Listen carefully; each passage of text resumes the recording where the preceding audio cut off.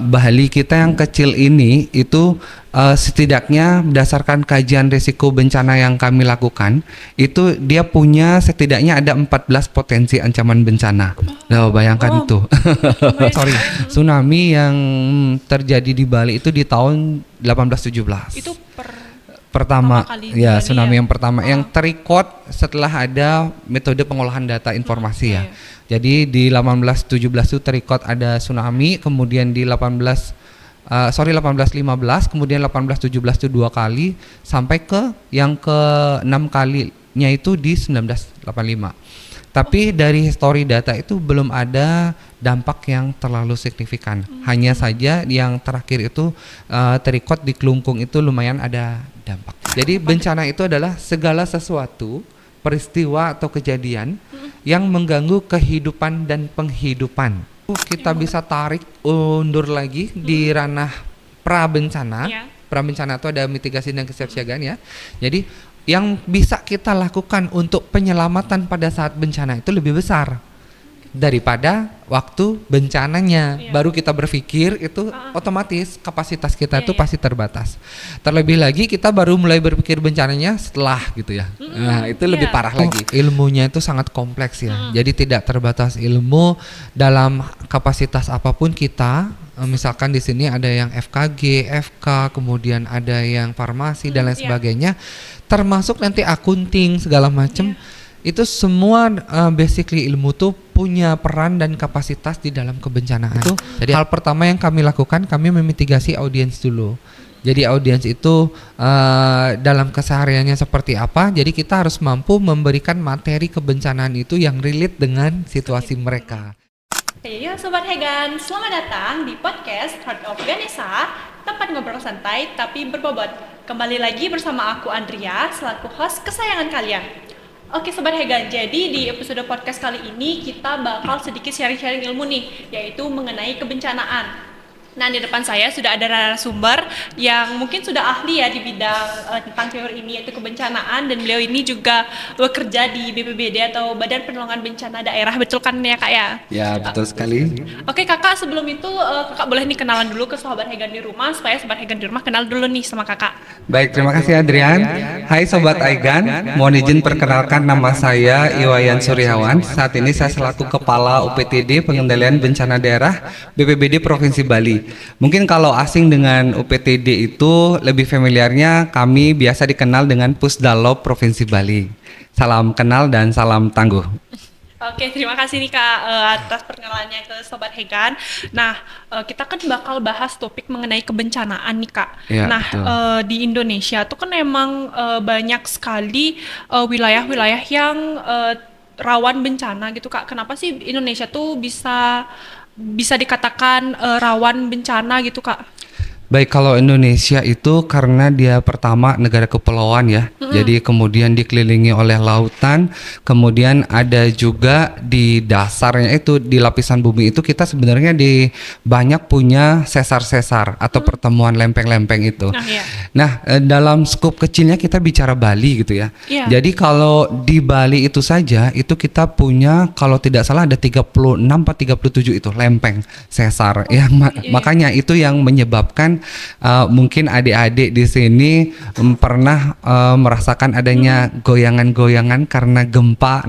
Nah itu salah satu pemicunya. Jadi Bali kita yang kecil ini itu setidaknya berdasarkan kajian risiko bencana yang kami lakukan, itu dia punya setidaknya ada 14 potensi ancaman bencana. Nah, bayangkan itu. Bali yang kecil kita ini punya 14 potensi ancaman bencana.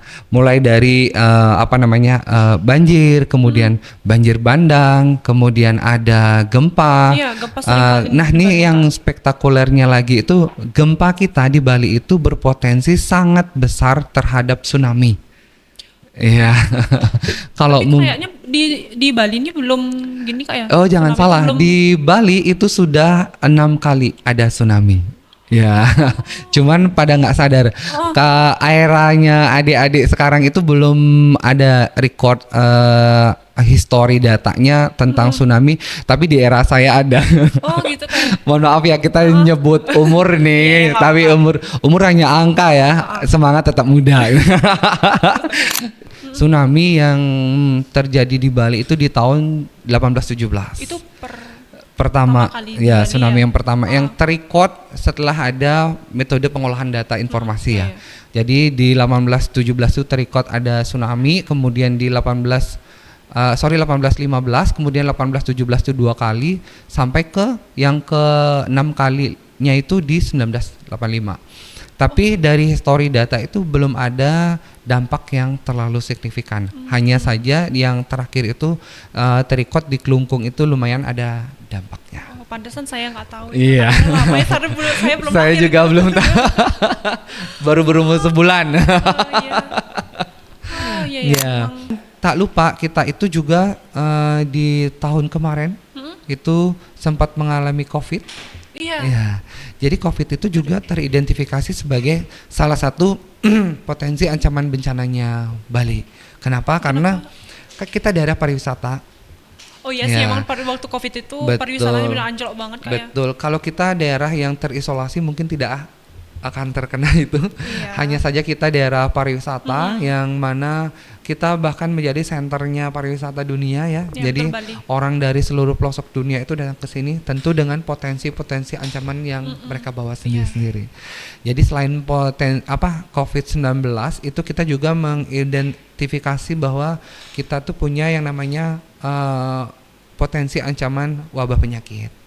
Oh Ya. iya iya. Jadi itu ada 14 banyaknya potensi ancaman bencana. Lumayan banyak sekali. Betul. Nah, melihat potensi ancaman bencana yang banyak, kemudian luas wilayah kita yang hanya sekecil itu ya, kemudian tentu kapasitas kita juga terbatas, maka kita dalam hal kebencanaan pun kita memprioritaskan potensi ancaman bencana itu. Jadi gitu, Kak, ya? betul. Apa saja nih prioritasnya Yang itu, menjadi Kak? potensi ancaman bencana prioritas Bali itu yang pertama itu gempa bumi. Nah, kemudian karena gempa bumi kita juga berpotensi tsunami, maka prioritas yang kedua itu adalah tsunami. Ya, betul. Kemudian ada yang namanya erupsi gunung api. Ya, kalau erupsi gunung api mungkin terpapar ya informasinya walaupun tidak merasakan langsung, tetapi kita pernah merasakan dari cerita-cerita sejarah. Waktu dulu sempat kan tuh ada Gunung Agung yang Betul. dulu waktu saya kecil itu kayak Iya. hanya ada abu-abu vulkanik itu sampai Nah, rumah. salah satu fenomenanya seperti itu. Jadi ada erupsi gunung api yang ketika gunung api itu mengalami erupsi, itu akan setidaknya berdampak kepada penerbangan yang Iya betul. keluar masuk Bali. Ketika penerbangan keluar masuk Bali itu sudah terganggu, maka sektor pariwisata kita pasti akan berdampak. Ketika pariwisata sudah berdampak, ekonomi dan lain sebagainya dari Bali yang notabene bertumpu pada sektor pariwisata, nah itu juga akan memberikan dampak yang signifikan. Pengaruh juga Kak, ya. Betul. Sehingga kita masukkanlah erupsi gunung api itu sebagai salah satu bencana prioritas Pulau Bali. Kemudian yang keempat itu ada yang namanya cuaca ekstrim. Yang seperti saya bilang tadi bahwa kita ada dataran tinggi, dataran rendah, Iya. kemudian dikelilingi oleh laut. Sekarang Nah, juga cuacanya tuh kadang-kadang Betul. panas, sekarang misalnya panas nih besok tiba-tiba hujan signifikan yang gitu ya cuacanya. perubahannya, betul sekali. Jadi itu salah satu fenomena yang bisa kita lihat kasat mata. Iya. Nah, mungkin untuk fenomena lainnya itu lebih detailnya akan diulik lagi sama teman kita yang di BMKG. Nah, kemudian terakhir baru itu epidemi. Karena ternyata belajar dari COVID-19 itu salah satu wabah penyakit yang memang ternyata bisa melumpuhkan segala macam yang ada di Bali ini. Nah, jadi sebelum kita banyak membahas tentang bencana ya, Iya. mungkin perlu saya sampaikan secara pointer singkatnya tentang bencana itu apa sih. Nah, Iya, kalau dari sisi harfiah, kajian, teori segala macam itu banyak ada pengertian bencana. ya. Cuman yang perlu adik-adik tahu tentang bencana itu agar mudah diingat. Jadi bencana itu adalah segala sesuatu, peristiwa atau kejadian yang mengganggu kehidupan dan penghidupan. Yang mengganggu kehidupan sama penghidupan Kak, ya. Beda itu kehidupan dan penghidupan. Kalau kehidupan ya untuk kita bertahan hidup ini. yang bernafas lah, atau segala macam. Penghidupan di sini adalah sebelum saya jawab mungkin kalau dalam suatu potensi bencana besar melanda misalnya Kota Denpasar, kemudian bangunan roboh, binatang-binatang hewan peliharaan semua mati, aset hilang dan bahan makanan habis segala macam, mungkin nggak kita bisa hidup?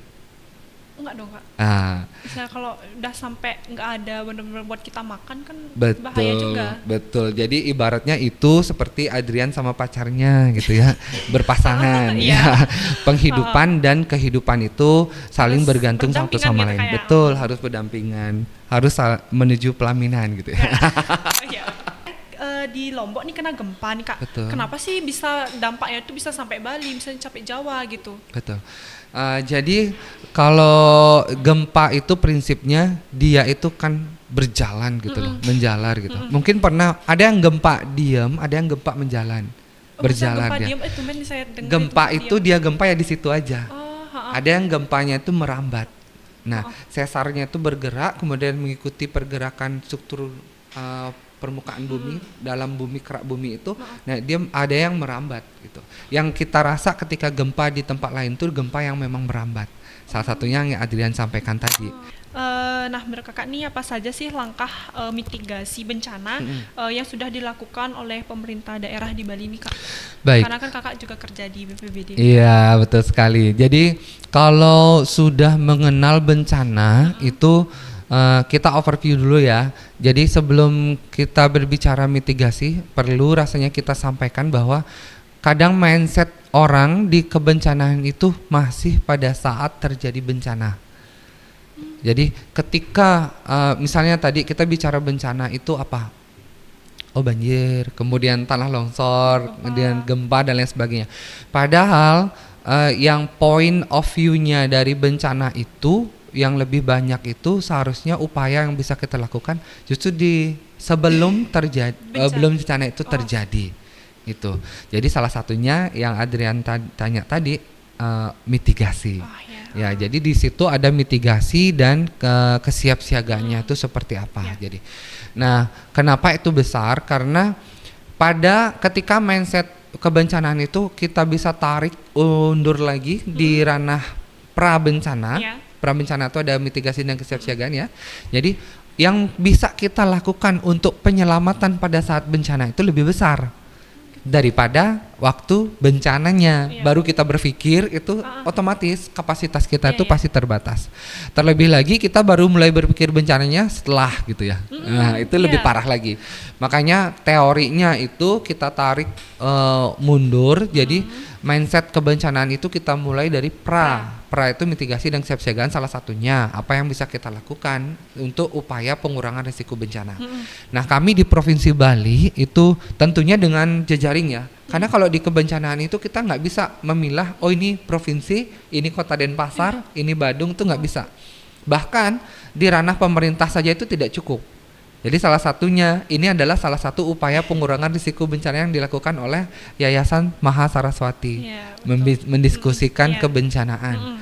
Ini adalah salah satu langkah mitigasi, langkah di pra dan kesiapsiagaan betul. Dalam rangka memberikan KIE ya, tentunya kepada audiens sobat Heigan Heigan itu kita memapar lewat sesi fase pra bencana. Di Provinsi Bali itu mitigasi yang dilakukan itu pertama tentu kita memitigasi dulu, memetakan wilayah mana saja yang tergolong bencana apa, kemudian apa yang harus mereka lakukan untuk kesiapsiagaannya. Kemudian kita juga melakukan edukasi kepada masyarakatnya dengan berbagai moda, berbagai multi kanal dan lain sebagainya. Setiap ada segmen yang bisa kita kaitkan kebencanaan, kita selalu mengaitkan dengan di ranah KIE itu komunikasi, informasi dan edukasi. Ya. Kemudian kita juga mencoba untuk membangun sebuah early warning system. Early warning system itu artinya peringatan dini bencana. Itu. Jadi peringatan dini bencana itu bencana-bencana yang memungkinkan untuk kita berikan peringatan sebelum bencana itu terjadi. Misalnya tsunami. Kalau gempa tidak bisa. Karena gempa itu hanya bisa mendiseminasi informasinya ketika terjadi gempa. Kalau tsunami kok bisa di gini Kak? Karena Deteksi tsunami itu masih ada fase menunggu tsunami datangnya. Gitu. Setelah gempa itu berpotensi tsunami. Oh iya betul. Masih ada jeda waktu sehingga tsunami itu tiba di wilayah kita. Tapi jangan berbesar hati dulu.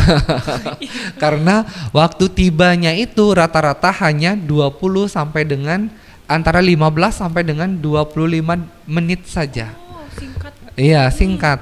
Jadi bayangkan dari pinggir pesisir itu sampai ke dari titik gempa itu sampai ke dari laut lah ceritanya ya biar gampang, sampai ke daratan kita itu waktunya tersisa hanya sebatas 15 sampai dengan 25 menit saja. Singkat berarti Kak. Betul. Oleh karenanya di situ peringatan dini itu penting. Ya. Ya, sebagai golden time untuk menyelamatkan kehidupan dan penghidupan tadi. Ya. Terutama Jadi yang tinggal di pesisir betul, pantai itu kayak betul-betul harus was-was banget. Iya, itu sangat penting sekali yang beraktivitas di bahari, itu ya. Itu ketika peringatan dini itu sudah ada, jadi setidaknya potensi ancaman itu untuk upaya penyelamatan diri, evakuasinya itu bisa lebih dini bisa kita lakukan. Ya, gimana sih cara kakak mengedukasi teman-teman kita di rumah atau siswa mungkin mahasiswa termasuk saya juga itu tentang bencana alam nih Kak, biar mereka tuh bisa tadi seperti kakak biar di tuh cara mitigasi mereka biar paham nih cara mengatasinya tuh kayak sebelum terjadi kejadian bencana alam tuh Kak. Oke. Jadi sebenarnya dalam kebencanaan itu ilmunya itu sangat kompleks ya. Jadi tidak terbatas ilmu dalam kapasitas apapun kita. Misalkan di sini ada yang FKG, FK, kemudian ada yang farmasi dan lain sebagainya. Termasuk nanti akunting segala macam. Itu semua basically ilmu tuh punya peran dan kapasitas di dalam kebencanaan. Jadi apapun itu kapasitas kita pasti punya peran di dalamnya gitu ya. Nah jadi dalam hal ini bagaimana kami mendekatkan kebencanaan itu dengan audiens, itu hal pertama yang kami lakukan, kami memitigasi audiens dulu. Jadi audiens itu dalam kesehariannya seperti apa, jadi kita harus mampu memberikan materi kebencanaan itu yang relate dengan situasi mereka. Ya, misalnya kita berbicara tentang kebencanaan di lingkup keluarga tuh, kan nggak mungkin kita membicarakan ini, oh ini nanti akan ada kurikulum kebencanaan segala macam, ya tidak. Jadi bagaimana membiasakan kehidupan sehari-hari mereka itu bisa relate dengan kebencanaan, begitu juga sebaliknya kebencanaan bisa masuk dalam menjadi suatu budaya dalam kehidupan sehari-harinya gitu. Jadi hal pertama yang harus kita siapkan itu kita harus mampu melihat segmen audiens kita ini siapa untuk kita papar edukasi tentang kebencanaannya. Beda-beda gitu. Betul, beda-beda sekali. Nah kemudian baru selanjutnya kita persiapkan hal-hal yang memang menunjang. Jadi kalau kita berbicara kebencanaan hanya sebatas teori, paparan materi segala macam, itu rasanya untuk masuk ke kepala itu juga sangat sulit ya, susah. Ya jadi kita berusaha untuk memberikan visualisasi. Misalnya kita siapkan konten video kah, kemudian ada yang namanya sekarang itu kan masyarakat kita itu pengguna media sosial yang dalam tingkat tinggi persentase predikatnya itu hampir 1, 2, 3 dari survei berbagai negara kita selalu masuk ya. Nah jangan khawatir itu menjadi suatu dampak negatif, tapi juga bisa kita jadikan itu sebagai dampak positifnya. Jadi kita memanfaatkan media-media yang ada juga sebagai salah satu media KIE kita dalam memberikan informasi maupun edukasi kepada masyarakat, termasuk dalam halnya itu melakukan komunikasi di dalamnya. Ya, jangan salah, mereka yang disabilitas itu kadang dipandang remeh ya. Tetapi mereka juga sebagai sumber kapasitas kita. Karena mereka bisa memetakan kondisi apa yang bisa kita lakukan untuk mereka. Mereka juga bisa melakukan segala sesuatunya untuk orang lain yang bahkan tidak disabilitas seperti mereka. Gitu. Jadi tantangannya itu adalah pertama itu kan bagaimana mindset kita dan menumbuhkan rasa penanggulangan bencana itu adalah urusan bersama. Kayaknya emang kalau mindset dari setiap orang tuh emang kayaknya emang agak susah. Betul. Giniin, Kak, ya. Iya betul. Jadi pelan tapi pasti kita pasti bisa lewat kita yang sudah sadar ini. Mari perluas lagi jangkauan Makanya kita. edukasi itu emang sangat penting sekali, Kak, ya. Iya, tidak hanya dalam hal pendidikan ya. Pendidikan kebencanaan pun itu edukasi itu memegang peranan penting. Oke, untuk Sobat Hegan, itu dia sharing-sharing ilmu mengenai kebencanaan. Jadi semoga topik ini tuh bermanfaat ya tentunya bagi Sobat Hegan di rumah. Dan aku juga mau ngucapin terima kasih ke Sobat Hegan di rumah karena sudah menonton episode podcast kita kali ini, yaitu topiknya tentang kebencanaan. Dan saya juga mau ngucapin terima kasih banyak nih Ya, ke sama-sama, Kakak karena udah Adrian. menyempatkan waktunya datang ke sini di sela-sela kesibukan Kakak untuk sharing-sharing ilmunya nih ke sobat-sobat Hegan di rumah. Jadi mungkin sobat-sobat Hegan di rumah sekarang tahu nih bisa untuk pra kebencanaannya kayak gimana yang gitu ya. kan, sudah yang Kakak tadi jelasin. Nah, untuk sobat Hegan di rumah yang nggak mau ketinggalan episode podcast kita selanjutnya, sobat Hegan bisa follow sosial media kita yang tertera di bawah ini. Baik, sobat Hegan, segitu aja untuk topik kita pada podcast kali ini. Sampai jumpa.